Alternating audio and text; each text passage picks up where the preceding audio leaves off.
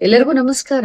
ಇವತ್ತಿನ ನೀವು ತಮ್ಮನೇಲಿ ನೋಡಿದ ತಕ್ಷಣ ನಿಮ್ಗೆಲ್ಲರಿಗೂ ಖುಷಿ ಆಗಿರ್ತದಲ್ಲ. ಏನು 10 ಪಾಯಿಂಟ್ಸ್ ಹೇಳ್ತಾರ, ಇದನ್ನ ಕರೆಕ್ಟ್ ಆಗಿ ಫಾಲೋ ಮಾಡ್ಬಿಟ್ರ ನಮ್ ಕೂದಲೆಲ್ಲ ಸೊಂಪಾಗಿ ಬೆಳಿತಾವು, ಕೂದಲು ಉದುರೋದನ್ನ ತಪ್ಪಿಸಬಹುದು ಅಂತ ಎಲ್ಲರಿಗೂ ಖುಷಿ ಆಗಿರ್ತದ, ಕ್ಯೂರಿಯಾಸಿಟಿ ಕೂಡ ಇರ್ತದ.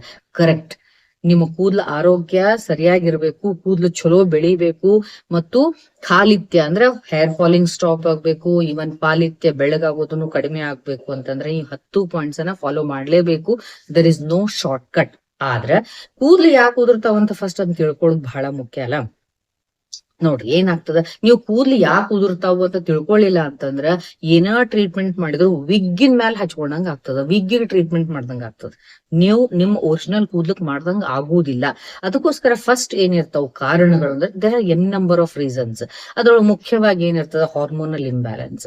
ಸಿಕ್ಕಾಪಟ್ಟಿ ಡ್ರಾಸ್ಟಿಕ್ ಹಾರ್ಮೋನಲ್ ಇಂಬ್ಯಾಲೆನ್ಸ್ ಆಗೋದ್ರಿಂದ ಕೂದಲು ಉದುರ್ತಾವು. ಮೆನೋಪೋಸ್ ಆಗುವಂತ ಹೆಣ್ಮಕ್ಳಿಗೆ ಕೂದಲು ಬಹಳ ಉದುರ್ತಾವು, ಥಿನ್ ಆಗ್ಬಿಟ್ಟಿರ್ತಾವು. ಆಮೇಲೆ PCOD ಇರುವಂತ PCOS ಇತ್ತಿತ್ಲಾಗ ಅದಕ್ಕ PMOS ಅಂತ ಹೇಳ್ತೀವಿ. ಆ ಸಮಸ್ಯೆ ಇರುವವರಿಗೂ ಕೂಡ ಕೂದಲು ಉದುರ್ತಾವ, ಬಹಳ ಪಿಚ್ಚಿ ಹೊರಗೆ ಬರ್ತಿರ್ತಾವ್ರಿ. ಹಿಂಗ್ ತಲಿ ಕೋಮ್ ಮಾಡ್ಕೊಂಡ್ರೆ ಸಾಕು, ಕೈಯೊಳಗ ಉದುರಿ ಬರ್ತಿರ್ತಾವು. ಆಮೇಲೆ ಥೈರಾಯ್ಡ್ ಪ್ರಾಬ್ಲಮ್ ಇರೋರು, it's one of the commonest symptoms ಇದು.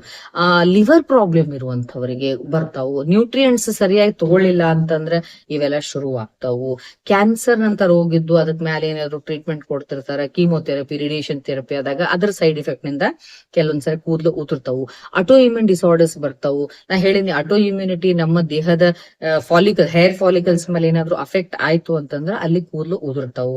ಕೆಲವೊಂದು ಸ್ಕಿನ್ ಪ್ರಾಬ್ಲಮ್ಸ್ ಇದ್ದಾಗ ಕೂದಲು ಉದುರ್ತಾವು. ಹಿಂಗ ಸುಮಾರು ರೀಸನ್ಸ್ ಅದಾವ್.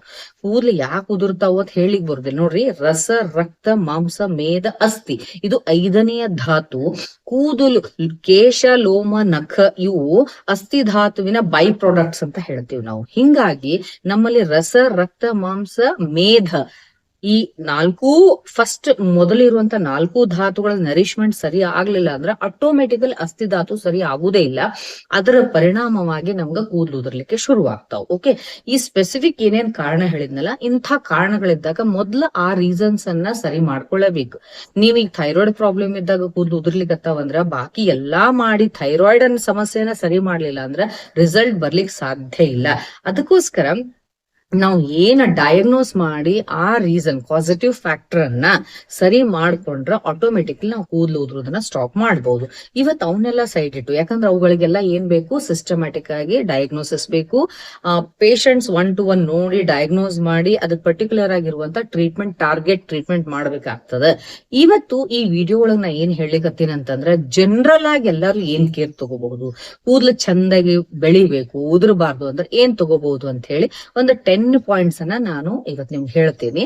ಆ 10 ಪಾಯಿಂಟ್ಸ್ ಒಂದೇ ವಿಡಿಯೋ ಒಳಗೆ ಇವತ್ತು ನಮ್ಗ ಡಿಸ್ಕಸ್ ಮಾಡ್ಲಿಕ್ಕೆ ಆಗ್ಲಿಕ್ಕಿಲ್ಲ. ಅದಕ್ಕೆ ಫಸ್ಟ್ 5 ಪಾಯಿಂಟ್ಸ್ ಅನ್ನ ಹೇಳ್ತೀನಿ. ನಾಳಿನ ವಿಡಿಯೋ ಒಳಗ ಇನ್ನೊಂದು 5 ಪಾಯಿಂಟ್ಸ್ ಅನ್ನ ಹೇಳ್ತೀನಿ. ಎಲ್ಲರೂ ಬಹಳ ಲಕ್ಷ್ಯ ಇಟ್ಟು ಗಮನ ಇಟ್ಟು ಇವನ್ ಕೇಳ್ರಿ. There is no shortcut ಅಂತ ಹೇಳಿದ್ನಲ್ಲ. ಸುಮ್ನೆ ಬಹಳ ಜನ ಏನ್ ಮಾಡೋದು ಗೊತ್ತಾ, ಜಪಾನ್ದವ್ರು ಅದನ್ನ ಯೂಸ್ ಮಾಡ್ತಾರಂತ, ಜಪಾನ್ದವ್ರು ಇದನ್ನ ಹಚ್ತಾರಂತ. ಹೌದು, ಜಪಾನ್ದವ್ರು ತಲಿಗೆ ಏನ್ ಹಚ್ಕೋತಾರ ಅನ್ನೋದಷ್ಟ ನೀವು ಒಬ್ಸರ್ವ್ ಮಾಡ್ತೀರಿ. ಅವ್ರು ಒಳಗಡೆ ಹೆಲ್ತ್ ಅನ್ನ ಹೆಂಗ್ ಕೇರ್ ತಗೋತಾರ ಅನ್ನೋದ್ರ ಕಡೆ ಯಾರಿಗೂ ಗಮನನೇ ಇಲ್ಲ. ಆಕ್ಚುಲಿ ಅವ್ರಂಗ್ ನಮ್ದು ಹೆಲ್ದಿ ಫುಡ್ ಇಲ್ಲ, ಹೆಲ್ದಿ ಲೈಫ್ ಸ್ಟೈಲ್ ಇಲ್ಲ. ಅದು ಟೋಟಲಿ ಡಿಫ್ರೆಂಟ್ ಟಾಪಿಕ್. ಅದ್ರ ಬಗ್ಗೆ ನಾ ಇನ್ನೊಂದು ವಿಡಿಯೋ ಮಾಡ್ತೀನಿ. ಫಸ್ಟ್ ನಾವು ಈ ಇನಿಷಿಯಲ್ 5 ಪಾಯಿಂಟ್ಸ್ ಅನ್ನ ಏನ್ ಚೆಕ್ ಮಾಡ್ಕೋಬೇಕು ಅಂದ್ರೆ, ನಂಬರ್ 1, ನಮ್ಮ ಅಗ್ನಿಯನ್ನ ಸರಿ ಮಾಡ್ಕೋಬೇಕು. ಯಾವಾಗ ನಮ್ ಬಾಡಿ ಒಳಗಡೆ ಪಿತ್ತ ವೃದ್ಧಿ ಆಗ್ತದ, ಪಿತ್ತ ಪ್ರಕೋಪ ಆಗ್ತದಲ್ಲ, ಅವಾಗ ಕೂದಲ್ನೊಳಗ ಗ್ರೇಯಿಂಗ್ ಸ್ಟಾರ್ಟ್ ಆಗ್ತದ, ಬಿಳಿ ಆಗ್ತಾವ. ಬಟ್ ಅದೇ ಪಿತ್ತ ಕ್ಷಯ ಆಯ್ತು ಅಂದ್ರೆ, ನಮ್ಮಲ್ಲಿ ಪಿತ್ತ ಕ್ಷಯ ಆದಾಗ ಮಂದಾಗ್ನಿ ಆಗ್ತದ, ಆಟೋಮೆಟಿಕಲಿ ಡೈಜೆಸ್ಟಿವ್ ಸಿಸ್ಟಮ್ ಇಂಪೇರ್ಮೆಂಟ್ ಆಗ್ತದ, ಉಂಡಂತ ಆಹಾರ ಸರಿಯಾಗಿ ಪಚನ ಆಗೋದಿಲ್ಲ, ಅವಾಗ ಮಾಲ್ ಅಬ್ಸಾರ್ಪ್ಷನ್ ಆಗ್ತದ. ಆವಾಗ ನಮ್ಮಲ್ಲಿ ಕೂದಲಿನ ಫಾಲಿಕಲ್ಸ್ ಗೆ ಸರಿಯಾದಂತ ವೈಟಮಿನ್ಸ್ ಸಿಗುದಿಲ್ಲ, ಸರಿಯಾದ ಸ್ಟಿಮ್ಯುಲೇಷನ್ ಸಿಗುವುದಿಲ್ಲ, ಆಕ್ಸಿಜನ್ ಸಿಗುವುದಿಲ್ಲ, ಹೇರ್ ಫಾಲಿಂಗ್ ಸ್ಟಾರ್ಟ್ ಆಗ್ತದೆ. ಏನ್ ಮಾಡ್ಬೇಕು ಅಂದ್ರೆ, ಇದನ್ನ ಪ್ರಾಪರ್ ಆದಂತ ಆಯುರ್ವೇದಿಕ್ ಡಾಕ್ಟರ್ಸ್ ನೀವು ಕನ್ಸಲ್ಟ್ ಮಾಡಿದಾಗ ನಿಮ್ಮ ದೇಹಕ್ಕೆ ಹೊಂದುವಂತಹ ಸರಿಯಾದ ರೀತಿ ಒಳಗಡೆ ನಿಮ್ಮ ಪ್ರಕೃತಿಗೆ ಅನುಸಾರವಾಗಿ ಪಂಚಕರ್ಮ ಟ್ರೀಟ್ಮೆಂಟ್ ಅನ್ನ ಮಾಡುವುದ್ರ ಮುಖಾಂತರ ನಿಮ್ಮ ಅಗ್ನಿಯನ್ನ ಬ್ಯಾಲೆನ್ಸ್ ಮಾಡೋದು ಬಹಳ ಇಂಪಾರ್ಟೆಂಟ್. ಸೋ ಮೆನಿ ಟೈಮ್ಸ್ ನಮ್ ಕಡೆ ಬಂದಂತವ್ರಿ ನಾವು ಜಸ್ಟ್ ಅಗ್ನಿ ಬ್ಯಾಲೆನ್ಸ್ ಮಾಡಿ ಸರಿಯಾಗಿ ಸಂಸರ್ಜನ ಮಾಡಿ ಕೊಟ್ವಿ ಅಂತಂದ್ರೆ, ಸಂಸರ್ಜನ ಕ್ರಮವನ್ನು ಸೆಟ್ ಮಾಡಿ ಕೊಟ್ವಿ ಅಂದ್ರೆ ಮುಂದ್ 1-2-3 ತಿಂಗಳದೊಳಗ ಕೂದಲು ಉದ್ರದ್ದು ಸ್ಟಾಪ್ ಆಗಿ ಚಲೋ ಕೂದಲು ಬಂದದ್ದು ನಮ್ಮಲ್ಲಿ ಅದಾವು. ಅದನ್ನ ನಾವು ಟ್ರೀಟ್ಮೆಂಟ್ ರೂಪದಲ್ಲಿ ಮಾಡೇ ಮಾಡ್ತಿರ್ತೀವಿ. ಸೊ ಏನ್ ಮಾಡ್ಕೋಬೇಕು, ಫಸ್ಟ್ ಅಗ್ನಿ ಬ್ಯಾಲೆನ್ಸ್ ಅನ್ನ ಮಾಡ್ಕೋಬೇಕು. ಅಗ್ನಿ ಹೆಚ್ಚಿಗೆ ಆಯ್ತು ಅಂದ್ರ ಬೆಳ್ಳಗಾಗ್ತಾವ್, ಕಡಿಮೆ ಆದ್ರೆ ಉದುರ್ತಾವ್. ಏನ್ ಮಾಡ್ಬೇಕು, ಅಗ್ನಿ ಸಮಾಗ್ನಿಯಾಗಿ ಬ್ಯಾಲೆನ್ಸ್ ಮಾಡ್ಕೊಳ್ಳೋದೇನಿರ್ತದಲ್ಲ ಅಂಡರ್ ಡಾಕ್ಟರ್ ಸೂಪರ್ವಿಷನ್ ಫಸ್ಟ್ ಅಗ್ನಿಯನ್ನ ಸರಿ ಮಾಡ್ಕೋಬೇಕು. ಈಗ ಅಗ್ನಿಯನ್ನ ದೀಪನ ಮಾಡ್ಕೊಂಡ್ರಿ, ಚಲೋ ಡೈಜೆಸ್ಟಿವ್ ಸಿಸ್ಟಮ್ ಸರಿ ಆಯ್ತು, ಮೆಟಬಾಲಿಕ್ ಫಂಕ್ಷನ್ ಚಲೋ ಆಯ್ತು. ಅದಕ್ಕೆ ಏನ್ ಹಾಕಬೇಕು ಅಂದ್ರೆ ಸೆಕೆಂಡ್ ಪಾಯಿಂಟ್ ಬರೋದು ಫುಲ್ಫಿಲ್ ಆಲ್ ಡೆಫಿಷಿಯಂಟ್ ನ್ಯೂಟ್ರಿಯೆಂಟ್ಸ್. ಏನೇನ್ ಕಡಿಮೆ ಆಗ್ಯಾವ ನಮ್ ದೇಹದೊಳಗೆ ಚೆಕ್ ಮಾಡ್ಕೊಳ್ರಿ. ಓಕೆ, ಅದಕ್ಕೆ ನಾವ್ ಹೇಳೋದು ನಿಮ್ಗ ನೀವೇ ಮನೆಯೊಳಗೆ ಇದನ್ನ ಸೆಲ್ಫ್ ಸ್ಟಡಿ ಮಾಡ್ಕೋಬೇಕು. ನಾ ಎಂತ ಊಟ ಮಾಡ್ಲಿಕತ್ತೀನಿ, ಹೆಂಗ್ ಮಾಡ್ಲಿಕತ್ತೀನಿ ಅನ್ನೋದು ಬಹಳ ಮುಖ್ಯ. ಕೂದ್ಲು ಚಂದ ಬೆಳಿಬೇಕು ಅಂದ್ರೆ ಈ ಎಲ್ಲಾ ಪಾಯಿಂಟ್ಸ್ ಅವಶ್ಯಕ. ಏನು, ಗುಡ್ ಪ್ರೋಟೀನ್ ಬೇಕು, ಆಹಾರದೊಳಗ ಸರಿಯಾದಂತ ಪ್ರೋಟೀನ್ ಇರಬೇಕು. ಹಂಗಂದ್ರೆ ಬರೀ ಪ್ರೋಟೀನ್ ತಿನ್ನೋಂಗಿಲ್ಲ, ಅದನ್ನ ಕಾರ್ಬೋಹೈಡ್ರೇಟ್ಸ್, ಫ್ಯಾಟ್ಸ್ ಮತ್ತು ಫೈಬರ್ ಜೊತೆಗೇನೆ ಕಾಂಬಿನೇಷನ್ ಒಳಗ ನೀವು ತಗೋಬೇಕು. ಸರಿಯಾದಂತ ಬ್ಯಾಲೆನ್ಸ್ಡ್ ಆಹಾರದೊಳಗ ತಗೋಬೇಕು. ಎರಡನೇದು ಅಯರ್ನ್ ಕಂಪೌಂಡ್, ಬಹಳ ಕಬ್ಬಿಣದ ಅಂಶ ಬೇಕು. ಎಲ್ಲಿ ಸಿಗ್ತಾವು, ವೆಜಿಟೇಬಲ್ಸ್ ಒಳಗ ಪಾಲಕ್, ನುಗ್ಗೆ ಸೊಪ್ಪು, ಆಮೇಲೆ ಡೇಟ್ಸ್, ಖರ್ಜೂರ, ಬೆಲ್ಲ, ಕರಿ ಎಳ್ಳು, ಇಂಥವ್ರೊಳಗೆಲ್ಲ ನಮಗ ಹೆಚ್ಚಿಗೆ ಏನ್ ಸಿಗ್ತಾವ ಅಂದ್ರೆ ಕಬ್ಬಿಣದ ಅಂಶ ಸಿಗ್ತದ. ಸೊ ಕಬ್ಬಿಣದ ಅಂಶ ಬೇಕು, ಕಾಪರ್ ಬೇಕು, ನಟ್ಸ್ ಅಂಡ್ ಸೀಡ್ಸ್ ಒಳಗ ನಿಮಗ ಕಾಪರ್ ಸಿಗ್ತದ, ಸೆಲೇನಿಯಂ ಬೇಕು, ಜಿಂಕ್ ಬೇಕು, ಮ್ಯಾಗ್ನೇಷಿಯಂ ಬೇಕು.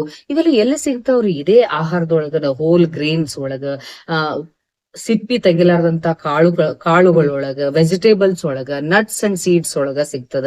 ಹೌದಾ, ಆಮೇಲೆ ವೈಟಮಿನ್ B7, ಬಯೋಟಿನ್ ಬೇಕು. ಅದೆಲ್ಲ ಎಲ್ಲಿ ಸಿಗ್ತದ ನಮ್ಗ, ಎಗ್ಸ್ ಒಳಗ. ಈಗ ನಾನ್ ವೆಜಿಟೇರಿಯನ್ಸ್ ಇದ್ರೆ ನೀವು ಎಗ್ ಅನ್ನ ತಗೋಬಹುದು, ಫಿಶ್ ಅನ್ನ ತಗೋಬಹುದು. ಇದನ್ನ ಇವುಗಳೆಲ್ಲ ತಿನ್ನೋದ್ರಿಂದ ನಿಮ್ಮ ಸರಿಯಾದಂತ ರೀತಿ ಒಳಗಡೆ vitamin B12, vitamin B6, B7, B9 ಇವೆಲ್ಲ ಸಿಗ್ತಾವ.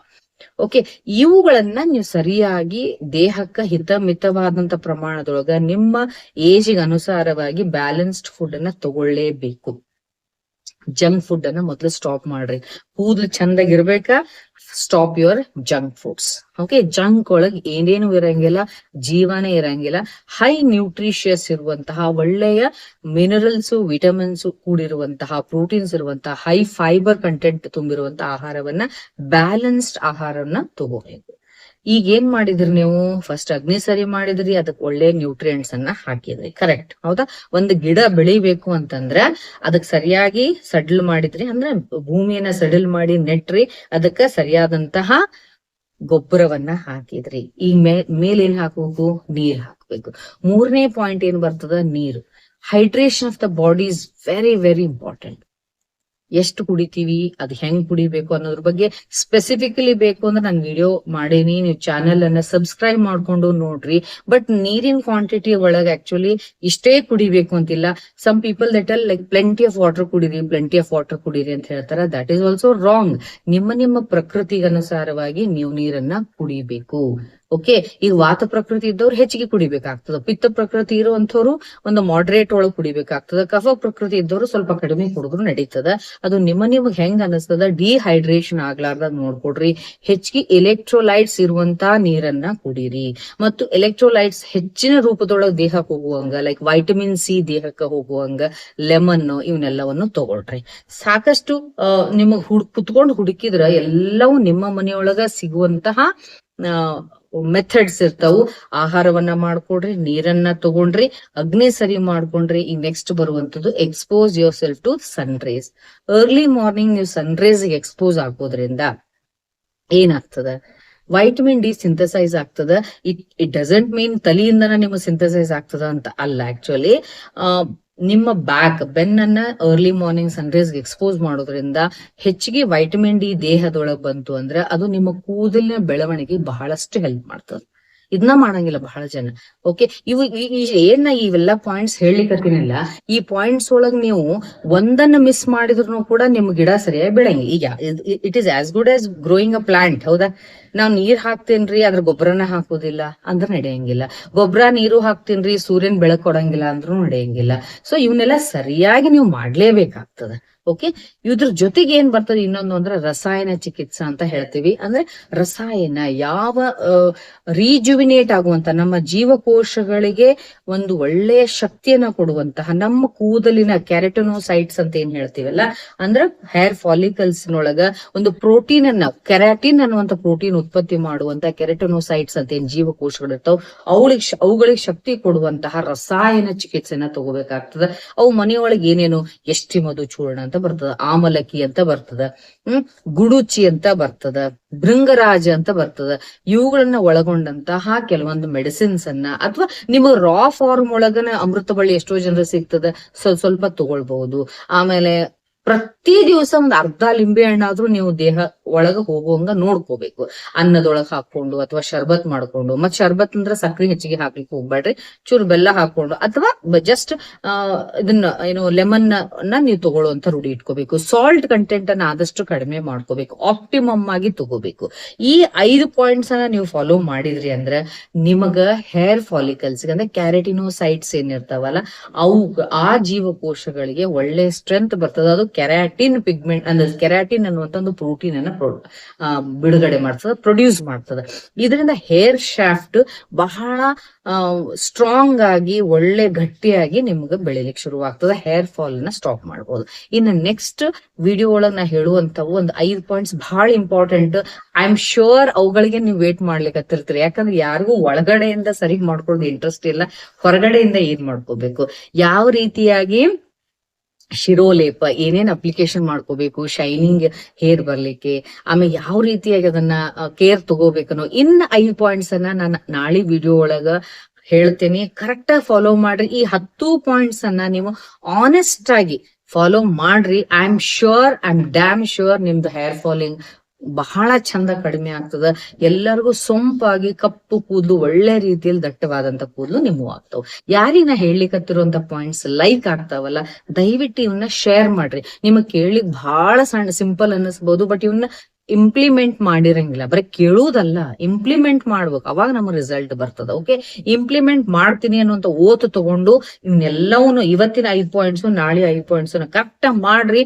ನೋಡ್ರಿ, ಬೇಕಿದ್ರೆ ನೀವ್ ಏನೂ ಬೇರೆ ಯೂಸ್ ಮಾಡೋ ಅವಶ್ಯಕತೆ ಇಲ್ಲ, ದೊಡ್ಡ ದೊಡ್ಡ ಟ್ರೀಟ್ಮೆಂಟ್ ಹೋಗುವಂತ ಅವಶ್ಯಕತೆನೇ ಇಲ್ಲ.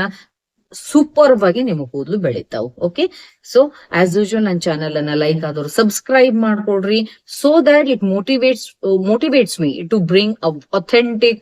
ಆಮೇಲೆ ನಾ ಏನೇ ಹೇಳ್ಬೇಕಾದ್ರೂ ಬಹಳ ಜವಾಬ್ದಾರಿಯಿಂದ ಹೇಳ್ತೇನೆ, ಸುಮ್ನೆ ಏನೋ ಒಂದ್ ಹೇಳದೆ ಊಹಾಪೋಹ ಹೇಳುವುದಿಲ್ಲ. Okay, so being a doctor I am responsible for that.